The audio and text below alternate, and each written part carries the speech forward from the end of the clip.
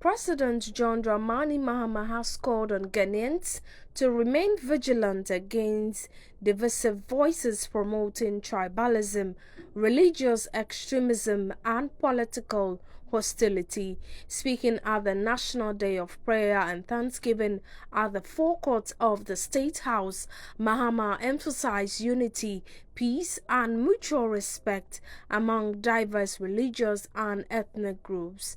He stressed that Thanksgiving must be shown through action, referencing James chapter 2 verse 17 to underline the importance of faith backed by deeds. He also urged citizens to hold leaders accountable, stating that public office is a sacred trust, not a privilege for personal gain, and that even the presidency is not above the law. My brothers and sisters in Christ, our nation Ghana is richly endowed with resources and natural beauty, and something even more precious, spiritual harmony and religious tolerance.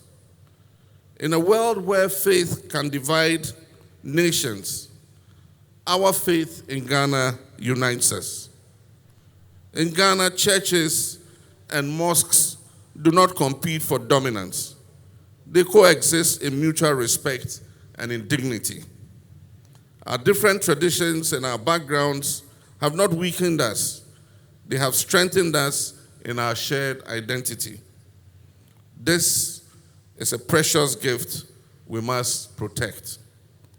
Let us remain vigilant against the voices of tribalism, against the voices of religious extremism, and against the poison of political hostility. These are the seeds of division that we must never let take root in our precious nation, Ghana. We must speak a language of peace, compassion, and mutual respect.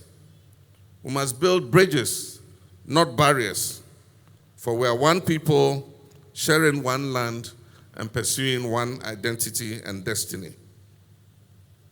But let us also remember this, that true thanksgiving is not spoken only with the lips, it must be lived in our very lives.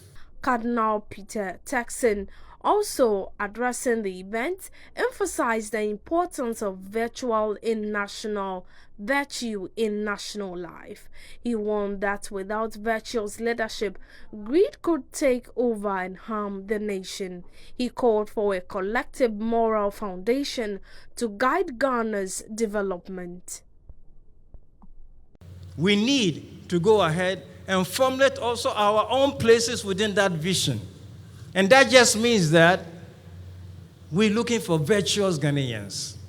We're looking for Ghanaians who are virtuous, who develop virtue, and who are led by virtue, who develop a fulcrum on which their own lives would balance on a virtuous conduct and virtuous positions. Otherwise, greed will dominate this land, and when greed dominates this land, there will be a lot of negative externalities to be borne by all of us. Negative externalities, we have them already. The Prez River doesn't sell prawns and shrimps anymore.